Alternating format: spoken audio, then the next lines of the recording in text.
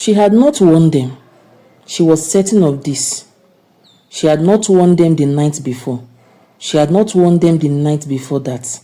She had not warned them on any night since she brought them home 11 days ago, because they were the kind of shoes you save for somewhere worth wearing them to, and she had not yet found that somewhere. But every morning for 11 days, she had woken up and found them dirty. Not dusty the way things get dusty in a flat when the windows are closed and the harmattan is blowing outside. Dirty. Mud on the soles. Grass pressed into the heels. Once on the fifth morning, something that looked like wet earth packed so deep into the narrow heel that she had to use a pin to work it out. The kind of red earth that comes from a specific kind of soil. The kind of soil that is not found anywhere in Enugu city. She lived alone. Her doors was locked every night. She checked it herself. Both locks. The handle and the deadbolt. She had checked them every night since the third morning when the shoes were dirty again, despite the fact that she had cleaned them the night before and placed them exactly where she always placed them and gone to sleep in a flat that was sealed from the outside world. Her windows were all closed. She had no roommates, no neighbor with a spare key, no pets, nothing living in that flat except herself. And yet every morning, the shoes were dirty.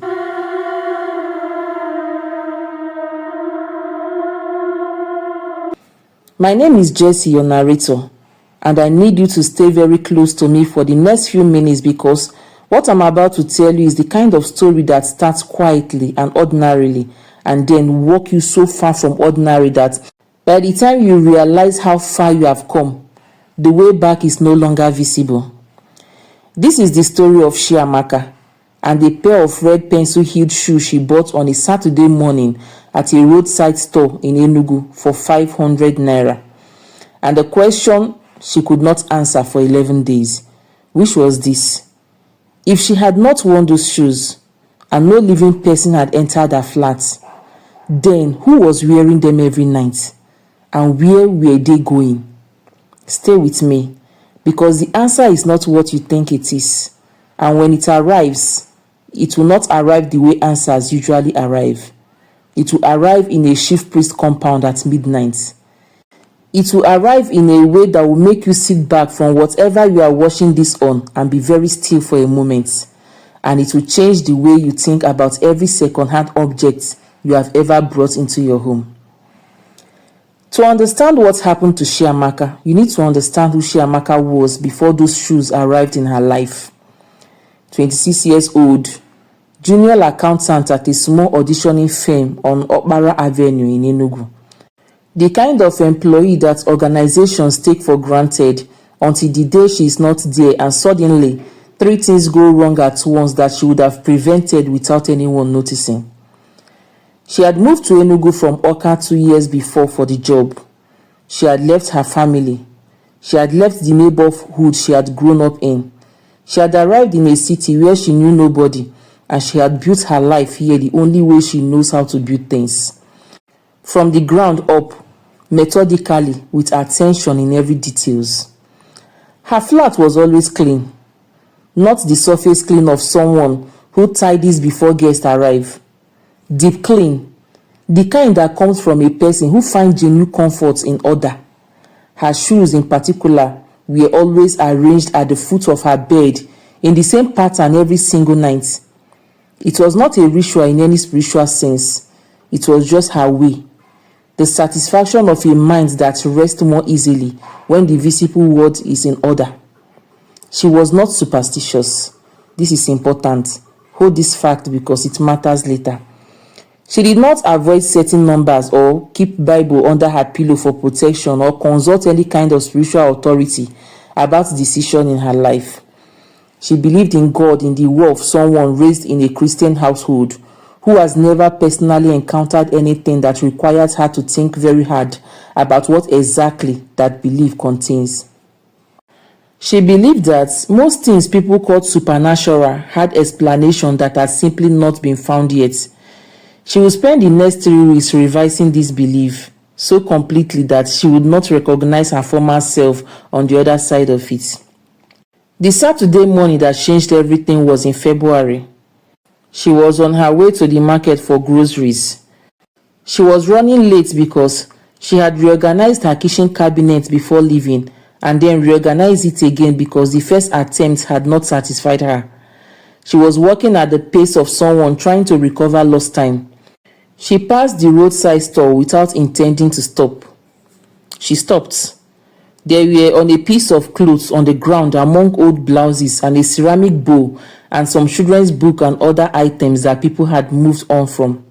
And those shoes, red pencil heels, not the loud red of something trying too hard, a deep specific red, the color of something chosen with care, the heel narrow and precise, the kind of heel that required a particular kind of confidence to walk in, the kind of shoe that is not for every occasion, the kind of shoe that is for one's occasion that matters. She picked them up. She turned them over.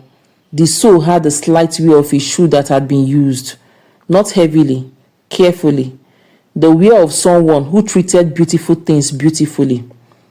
She tried them on right there on the roadside. They fit perfectly. Not the almost perfect of shoes that are close to your size. The specific perfect of shoes built around your exact foot. The heel height that suited her stride. The toe box that did not crowd her. The kind of fit that makes a person stop and look down on a shoe the way you look at something that feels like it was meant for you. She should have asked the seller where those shoes come from. She did not ask. She paid 500 naira and walked away with the shoes in her market bag and the specific pleasure of a person who has found something beautiful in an unexpected place. She did not know, could not have known that those shoes were not finished being used. She did not know that the person who had loved them most still visited them, not during the day, during the night. She cleaned them when she got home, the way she cleaned everything she brought into her flats, thoroughly, with the specific attention she gave to things she intended to keep. She wiped them with a damp cloth. She checked the inner sole. She buffed the red surface until it had the precise sheen she wanted.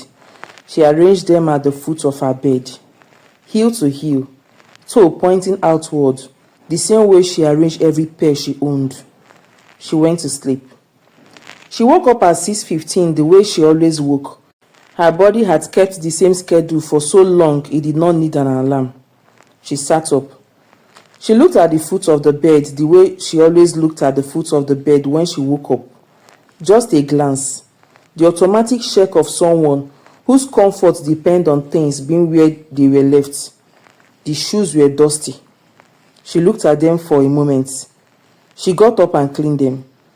She told herself the harmattan was bad this week and dust got into everything no matter how sealed the flat seemed. She cleaned them and arranged them back at the foot of the bed and went on with her morning. This was day 1. By day 3, she had stopped blaming the harmattan. On the 3rd morning, there was mud. Not a lot. A thin film of red-brown mud on the outer edge of both soles. She stared at it for a full minute before she touched it. She was trying to construct a rational explanation, and the rational explanations were not organizing themselves in any satisfying way. She had not worn these shoes. She had not worn them once since she bought them. She was saving them. The door had been locked. Both locks she had checked. The window had been closed. She cleaned the mud. She went to work. She turned the problem over in her mind all day, the way she turned accounting discrepancies over, looking for the number that was off, the variables she had not accounted for. She found none. Day 4, the mud was thicker. Day 5, there was grass in the left heels, and that specific packed red earth that she had to walk out with a pin. She sat on the edge of her bed, walking the earth out with the pin, and she was methodical about it the way she was methodical about everything, but her hands were not entirely steady. Day 6, she threw the shoe away. She did not feel guilty about throwing them away. She felt the relief of someone who has identified the source of a problem and removed it. She washed her hand, she made tea, she went to bed. She woke up at 6:15. She looked at the foot of the bed. The shoes were there, exactly where she always kept them, heel to heel, toe pointing outwards, as if they had arranged themselves in her specific pattern. She stood up. She walked to the bin outside the building. She looked inside. The bin bag was there, tied the way she had tied it. But when she opened it, the shoes were not inside. There was a space where they had been, a space that still smelled faintly of the red earth she had cleaned from the heel. She went back inside. She stood in the bedroom doorway and looked at the shoe at the foot of her bed, and she felt something she was not accustomed to feeling. She felt the beginning of something genuinely afraid. She did not tell anyone. Not yet, because telling someone would require her to say things out loud that she was not yet prepared to say out loud. Things that, when assembled together, formed a sentence that sounded like the sentence of a person who was either lying or losing her mind. My shoes keep coming back after I threw them away, and they are dirty every morning, even though I have not worn them and my door is locked and my window has closed. She could hear how that sounded, so she did not say it. She decided instead to be more definitive. She burnt them on the 7th morning. She used paper and a small amount of kerosene, and she put the shoe on top and she lit it, and she stood back and she watched. They burnt. She watched the red color darken and coil. She watched the heels soften and collapse. She watched the leather become something else and then become nothing. She watched until the fire died on its own, and all that was left was ash and a piece of the heel buckle that had not fully burned, and the smell of something she could not name underneath the smell of leather and kerosene. That smell, she noticed it, but she did not examine it. She told herself it was just the particular smell of burnt leather combined with whatever material the sole was made from. She went inside. She cleaned the ash from her hands. She went to sleep. She woke up at 6:15. She looked at the foot of the bed. The shoes were there, whole, not damaged, not singed, not carrying any evidence of fire at all. Just the shoe, red, precise, at the foot of the bed in the pattern she always kept them, heel to heel, toe pointing outwards, with fresh mud on the sole. She sat on the edge of her bed for a long time. She looked at the shoe, and the shoes were just shoes. They sat at the foot of her bed with no visible evidence of anything supernatural about them. They were beautiful. They were red. The heel was narrow and precise, and the leather had the subtle sheen of something that had been cared for with devotion. She looked at the mud on the sole. That specific red earth again, packed deep, as though they had walked a long distance in wet ground. She looked at the ash on her hand, the ash of their burning, still there from this morning. She looked at the shoe again, whole, unburnt, clean of everything except the mud that was not hers. She picked up her phone. She called her mother. Her mother answered on the 3rd ring with the specific sound of a woman who has been expecting her daughter to call for days and is not going to say so. Chiamaka said, "Mama, something is happening in my flat." And for the first time since the shoe had come home from the market with her, she told someone. Her mother listened without interrupting. This was unusual. Her mother was not a woman who listened without interrupting.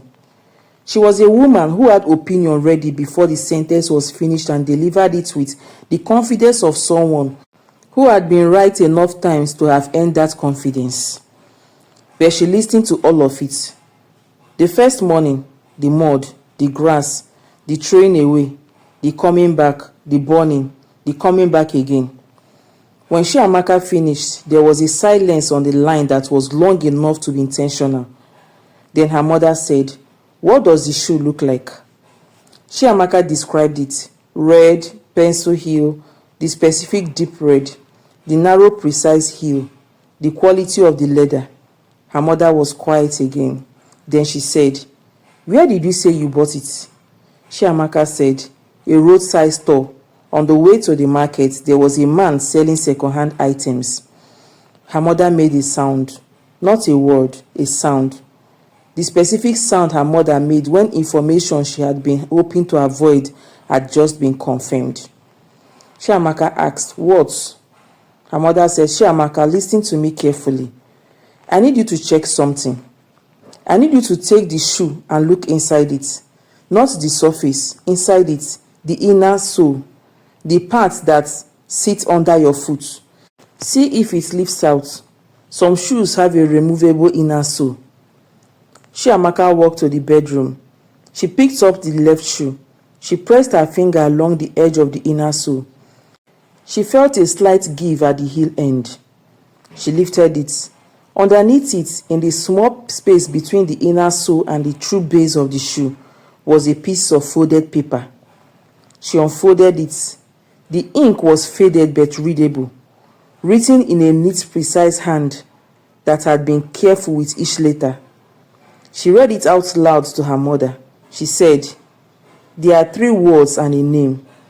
She said, "It says, Adanna Osei, my shoe, do not stick." The silence on the line had a different quality now. Her mother said, "Chiamaka." She said, "Yes, Mama." Her mother said, "Those shoes belong to someone, and that someone has not finished with them. You need to find out who Adanna Osei is before this goes any further." Chiamaka looked at the notes, at the neat, careful handwriting, at the faded ink, and she was mute for a moment. She went back to the roadside store the next morning. The seller was there, a man in his 50s with the patient energy of someone who had been sitting in the same spot for years and had made his peace with the pace of it. She asked him about the red shoe. She described them. She showed him the note she had found. He remembered the shoes. He said a woman had brought them in a bag of items about 3 weeks before, along with some clothes and books and other things. He said the woman had been clearing out a room. Chiamaka asked, "Whose room?" The man looked at her with the expression of someone deciding how much to say. He said, "Her daughter's room. The girl had been sick for a long time." Chiamaka said, "And the daughter, is she recovered now?" The man looked at the shoe. He said, "She passed about 2 months ago. Young girl, maybe 23. She asked for the mother's address. The man hesitated. She showed him the note. Adanna Osei, my shoe, do not stick. He gave her the address. The woman who answered the gate was Mrs. Osei. She was small and neat, and her eyes had the specific quality of someone who has been grieving for long enough that the grief has settled into them permanently, and they have stopped trying to hide it. Chiamaka said, "I am sorry to come without calling. My name is Chiamaka. I think I have something that belongs to your daughter." She held out the shoe. Mrs. Osei looked at them. Something happened in her face that was too large and too private to describe. She stepped back from the gate. She said, "Come inside." Mrs. Osei made tea. She did this automatically. The specific automatic hospitality of a woman who had been receiving difficult visitors for months and has learned to do something with her hands while she prepares to speak. She placed the cup on the small table between them. She sat down. She looked at the shoes that Chiamaka had placed on the table beside the cups. She did not touch them. Chiamaka said, "I am sorry for your loss." Mrs. Osei said, "Thank you." Then Chiamaka said, "I need to tell you something about these shoes, and I need you to know before I tell you that I know how it will sound. I am an accountant. I am not a person who comes to people's home with stories like this. But something is happening that I cannot explain, and I think it has something to do with your daughter, and I thought you should know." She told Mrs. Osei everything, from the Saturday morning at the store, the mud, the grass, the throwing away, the coming back, the burning, the coming back again, the note under the inner sole. Mrs. Osei listened without interrupting, but what was on her face as she listened was not surprise. When Chiamaka finished, Mrs. Osei was quiet for a moment. Then she said, "Those shoes." She said it the way you say the names of something that contain more than it can hold. She said, "Adanna saved for those shoes for 4 months. She had seen a pair like them on a woman at church, and she talked about them for weeks. She found them in a boutique at Ogui Road, and she saved for them, and when she finally brought them, she wore them that Sunday and she was happy." She stopped. She said, "She was always dressed to go out, even when she was home. Even when she was just moving around the compound, she would be in her nice clothes and her shoes because she said she never knew who you might need to be impressed for at any moment."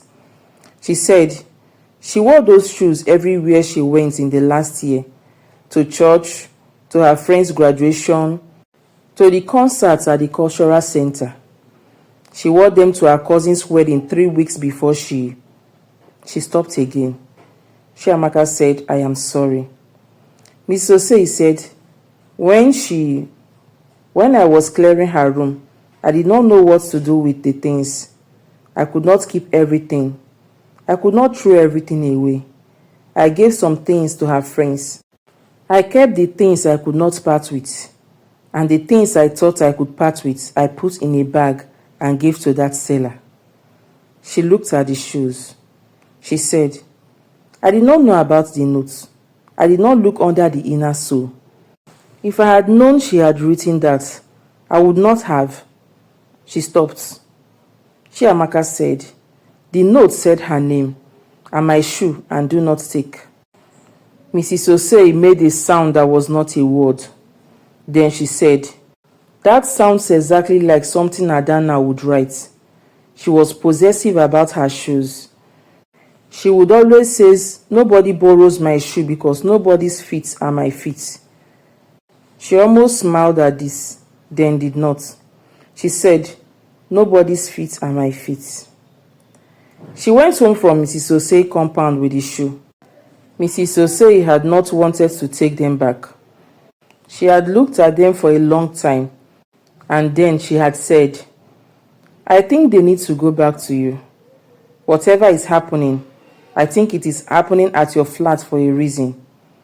I think Adanna is. I think she knows where they are." Chiamaka had not argued. She had brought them home. She had cleaned them the way she always cleaned them. She had arranged them at the foot of the bed. She had lain down. She had not been able to sleep. She laid in the dark and she had thought about a girl named Adanna, who had saved 4 months of money for a pair of red pencil-heeled shoes and worn them to church and a cousin's wedding and to the cultural center, and who had loved them enough to write a note and hid it under the inner sole. She thought about what that note said. "My shoe, do not take." She thought about the mud, the specific red earth she had walked out with a pin, the grass in the hill, the evidence of somewhere being walked in, somewhere that was not her flat. She thought about the burning and the coming back. At 2:52 in the morning, she heard something. Not loud, not the crash of entry or the noise of intrusion, something quiet and specific. The sound of a shoe being removed. She knew this sound. She had heard it 10,000 times in her life. The small resistance and release of a heel slipping out of a shoe. The soft sound of something being placed carefully down. It came from the foot of the bed. She did not move. She lay completely still, and she breathed, and she looked at the ceiling, and she felt her heart doing something in her chest that it had no business doing at that hour, and she did not move. She lay still for a very long time. Then she sat up very slowly. She looked at the foot of the bed. The shoe were there, exactly where she had placed them. But the left shoe was slightly displaced. Not by much, by the small amount that a shoe would shift if it had just been removed from a foot and placed back down. She looked at the small displacement for a second time. Then she got up. She turned on every light in the flat. She walked through every room, every corner, every space large enough to hold a person. She was alone. She had always been alone. She sat in the sitting room with all the lights on until morning came, and when the sun was fully up and the city was making its morning noise outside her window, she made a decision. She had tried throwing them away. She had tried burning them. She was going to try something she had never tried before in her life. She was going to ask for help from someone who understood things she did not understand. Her colleague Ngozi gave her the name. Ngozi was the kind of person Chiamaka had always maintained a polite professional distance from, because Ngozi was the kind of person who had opinion about the spiritual world that Chiamaka had previously found to be the product of an overly credulous mind. She called Ngozi on a Tuesday. She told her what was happening. She said she needed a name, someone serious, not someone who would perform things at her, someone who would actually know. Ngozi said, Chief Priest Obieshina Compound, Agui Road Extension. Tell him Ngozi sent you. Chief Priest Obieshina was not what she expected. He was perhaps 70, small in the way of old men who have been lean their whole lives and have simply continued. He was sitting in a low chair in the inner compound when she was brought in, and he looked at her with the patient attention of someone who has seen many people arrive at his gate, and with the same expression she was wearing. The expression of someone who has tried everything they know how to try and has arrived here as a last resort and is not entirely comfortable with that. He said, sit down. She sat. He said, tell me. She told him all of it, from the beginning, the Saturday morning, the mud, the burning, the coming back, the notes, Mrs. Osei, the sound at 2:52 in the morning. He listened without moving, his hands on his knee, his eyes on her face, not on the shoe which she had brought in a bag. When she finished, she said, let me see them. She took them out of the bag and placed them on the ground between them. He looked at them for a long time. He did not touch them. He looked at them the way a doctor looks at something before touching it, taking in everything visible before moving to what it is not. Then he said, how did the girl die? Chiamaka said, I did not know exactly. Mrs. Osei said she had been sick for a long time. Chief Priest Obieshina nodded slowly. He said, she did not want to die. It was not a question. He said, you can see it in the shoe, the way they return, the way they keep moving. A spirit that has accepted his crossing does not do this. A spirit that has accepted his crossing rests. What you have here is a spirit that is still in the habit of living. He said she was young. Chiamaka said 23. He was quiet for a moment. He said, 23. At 23, you still have the full habit of yourself. Every morning you wake up expecting the day to be available to you. Every evening you expect the night and then the next day after it. The body learns this reading over years, and it does not simply stop because the body is no longer there. He said, this girl, she loved those shoes. You can see that from the way they are kept. Even in whatever state they come back to you, they are not damaged. They are used but not abused. She is wearing them the way she always wore them, with care. He said, every night she comes back to what was familiar, to the last beautiful thing she had, to the shoes that made her feel like herself on the best occasion of her last year. He said, and she wears them, and she goes somewhere, the same somewhere she always went. Whatever route those shoes walked when she was alive, that is the route she is still walking. Chiamaka sat with this. She thought about the red earth, the specific red earth from soil that was not found anywhere in Enugu city. She thought about the grass in the hill, the distance suggestion by the mud. How far had those shoes walked every night? How far did she still go? She said, "How do I help her?" Chief Priest Obieshina looked at her. He said, "You already helped her more than you know. You found her name. You went to her mother. You gave the mother back the knowledge that her daughter is still herself, still careful with her shoes, still going where she used to go." He said, "But there is one more thing. The shoes need to go home. Not to the store where you found them. Not back to the mother. Home. To the crossroad nearest to where Adana used to go in those shoes. You need to take them there at midnight, and you need to speak her name and give them back to the road she used to walk." Chiamaka said, "And then?" He said, "And then she will know that someone found her, that someone noticed, that someone cared enough to go looking for the story behind the shoes. And she will be able to go properly, not disappear. Go. The way we all go when someone sees us clearly and says goodbye." She went at midnight on a Wednesday. She had asked Chief Priest Obieshina which crossroad. He had asked her where Adana had been going in those shoes. The places Mrs. Osei had mentioned. The church on Agbani Road, the cultural center, the boutique on Ogui Road where she had found the shoes in the first place. The crossroad he named was the one at the intersection of two of those routes, the place where all the paths Adana used to walk in those shoes intersected. She had done what he told her to do. White chalk on her face, a palm frond between her teeth, the shoe held in front of her in both hands. She stood at the crossroad and she felt the city around her, and the night air, and the distant sound of a television somewhere, and a motorcycle passing 2 streets over. All the ordinary noise of an Enugu midnight. She said, "Adana will say." The city continued around her. Nothing changed. She said, "My name is Chiamaka. I found your shoes. I found your notes. I went to your mother. She knows you are still yourself. She knows you are still careful with what you love."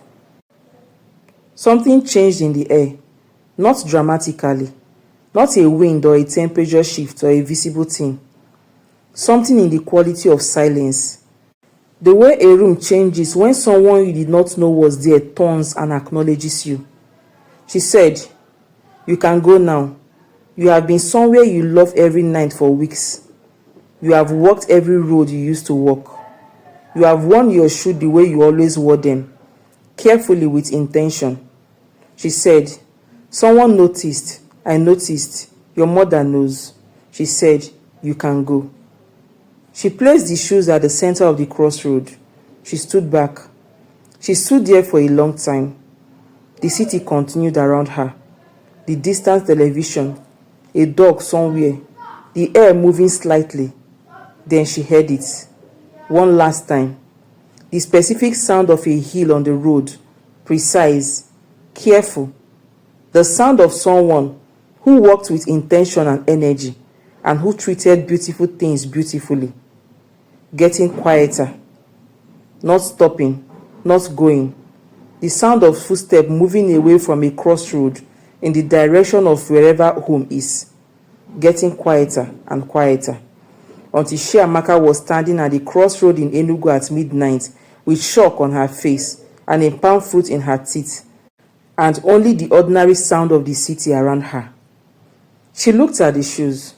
They were still there, at the center of the crossroad, red, precise, the deep specific red of something chosen with care and saved for and loved. She left them there. She walked home. She woke at 6:15. She sat up. She looked at the foot of the bed. The floor where the shoe had always been was empty. Clean floor, just floor. The specific ordinary sight of a bedroom in the morning where the things that are there are only the things that belongs there. She sat with that emptiness for a long moment. It did not feel like lose exactly. It felt like the feeling after a difficult thing has been resolved. Not happy, not sad, the specific quiet of completion. She made tea. She stood at her kitchen window with the cup and she looked at the streets below. The morning market setting up, a man on a bicycle, a woman with a basket on her head moving with that specific efficiency of someone who had somewhere to be and knows the fastest way there. She thought about Adanna Osei, 23 years old, who had saved 4 months of salary for a pair of red pencil-heeled shoes and worn them to church and to her cousin's wedding and to the cultural center, and who had loved them enough to write a note and hid it where only someone who really looked would find it. My shoe, do not take. She thought about what Chief Priest Obieshina had said, about the habit of living, about how at 23, the body still expects the day to be available to it, still expects the night and the next morning after. She thought about those footsteps at 2:52 in the morning, the small displacement of the red shoe, the careful removal, the care of someone who treated beautiful things beautifully even after everything. She finished her tea, she washed the cup, she got ready for work. She put on her shoe, a different pair, brown flats, practical, nothing special about them. She looked at them for a moment before she left. She thought, someone made this, someone bought this, someone wore those before me. She thought, I wonder what their story is. Then she picked up her bag and went to work. They say in Enugu that the things we love leave their shape in the world even after we are gone from it. In the subject we cared for, in the path we walked, in the specific way we moved through spaces that did not know they were being memorized by us every time we passed through them. Adanna Osei left her shape in a pair of red pencil-heeled shoes, in the slight wear on the sole of the red foot, which is the signature of someone who walked with their weight forward, someone with energy in their step. In a small note written in careful ink and hidden under the inner sole of the left shoe, where only someone who really looked would find it. In the specific way she kept them, even after, even when she was no longer able to keep anything. She kept them the way she had always kept them, carefully, with the attention of someone who understood that beautiful things deserve to be treated as such. Chiamaka kept the piece of paper in the back of the small notebook on her bedside table, the one she wrote her observation in at night. Sometimes it fell out when she was looking for something else. She would unfold it. She would read it. Adanna Osei, my shoe, do not take. She would fold it again. And she would go about her day carrying the knowledge of what she now knew, that the things people love do not stop belonging to them just because they are gone. That paying attention is the most important thing a person can do in a world that contains more than it shows. That sometimes the most important thing you can do for someone is simply find their name and go looking for the story and say goodbye, the way you say goodbye to someone you are letting go. Not commanding, not demanding, just gently. I am Jesse, your narrator. This has been Whispers of the Forbidden, where some stories were never meant to be told but needed to be.